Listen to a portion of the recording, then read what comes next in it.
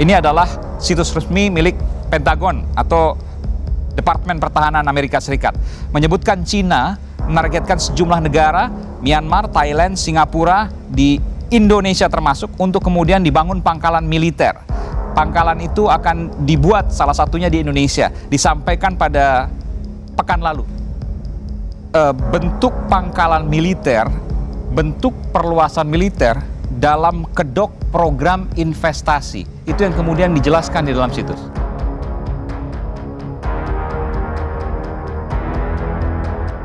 Ini yang ditakutkan Jenderal Gatot dan Ruslan Buton. Saat ini benar-benar terjadi, sengaja ingin jadikan Indonesia sebagai negara komunis terbesar se-Asia. Simak berita ini sampai selesai dan tetaplah bersama kami di Aktual TV Tajam dan Terpercaya.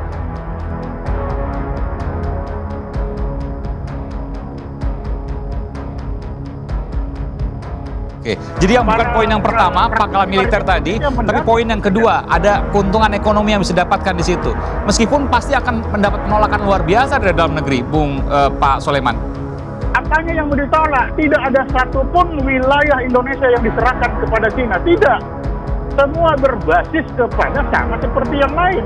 Yang ada, misalkan, kenapa kita bangun dockyard untuk dia?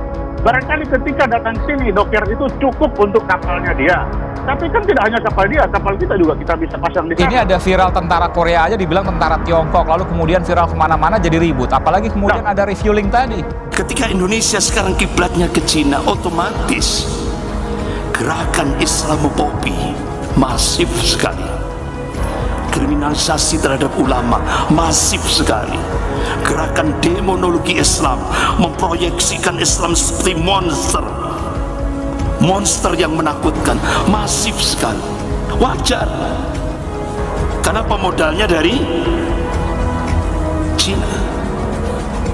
Makanya Profesor Nazaruddin Samsudin, guru besar ilmu politik Universitas Indonesia, Indonesia ini kelak akan jadi Singapura kedua.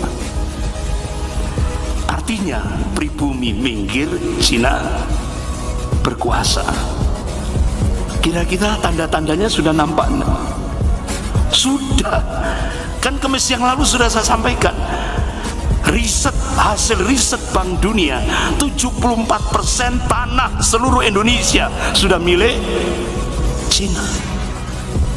78% tanah produktif Jakarta sudah milik Cina. 80% aset ekonomi nasional sudah dikuasai Cina. Dalam kondisi bangsa dan negara kita ini yang mengalami cobaan yang luar biasa, menjadi beberapa bagian, menjadi negara-negara bagian. Bahkan itu yang muncul di dokumen itu, Indonesia akan dipecah 5 negara bagian: Papua, Ambon, Maluku, Sulawesi, Kalimantan, Sumatera, Bali, yang lainnya Indonesia. Diskenariokan Tiongkok nanti akan mendapat bagian Kalimantan. FPDA, Australia, semua tadi itu, Inggris, Malaysia, Pulau Sumatera dan NTT. Pulau apa ini Pak? Sulawesi itu nanti ISIS Pak. Kemudian ini yang paling kaya raya ini punyanya Amerika Pak. Ini bayangkan Pak, kita sudah dibagi-bagi seperti itu. Makanya Panglima TNI Pak paling getol sekali. Beliau menyampaikan masalah wawasan kebangsaan.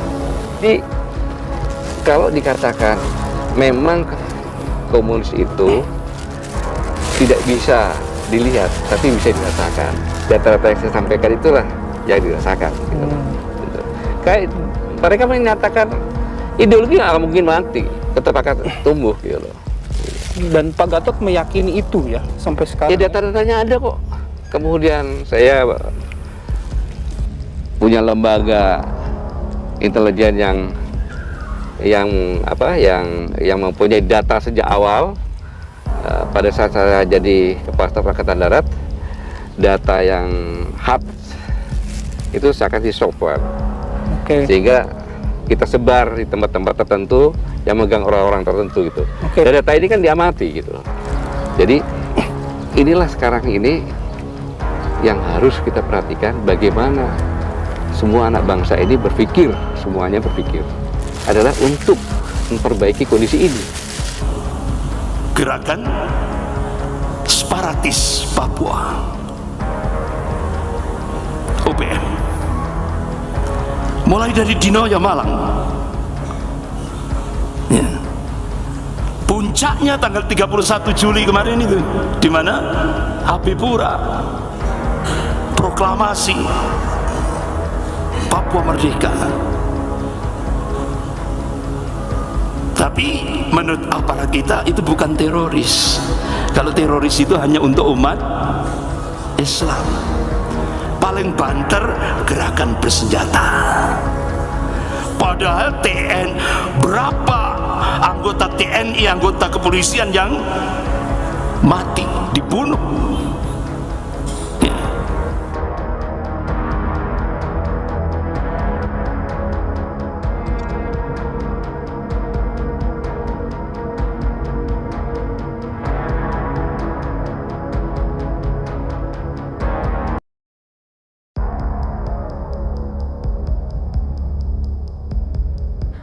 Kebangkitan Neo-PKI Indonesia dan ancaman perang saudara.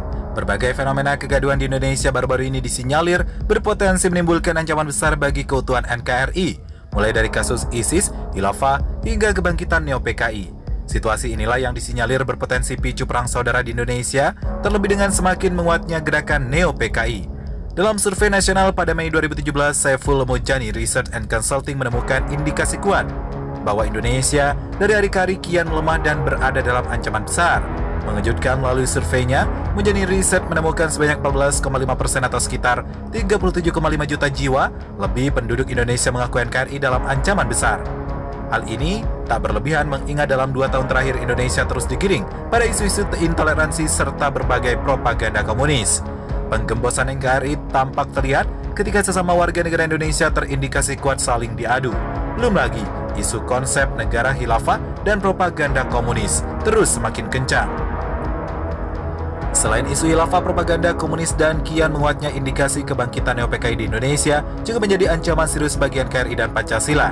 Ini menyusul semakin meningkatnya tuntutan terhadap pencabutan TAP MPRS nomor 25 tahun 66 tentang pembubaran dan pelarangan PKI. Selain itu, desakan dan tekanan terhadap Presiden agar minta maaf kepada PKI terus dihembuskan, mulai dari Presiden Gus Dur, Megawati, SBY hingga Jokowi.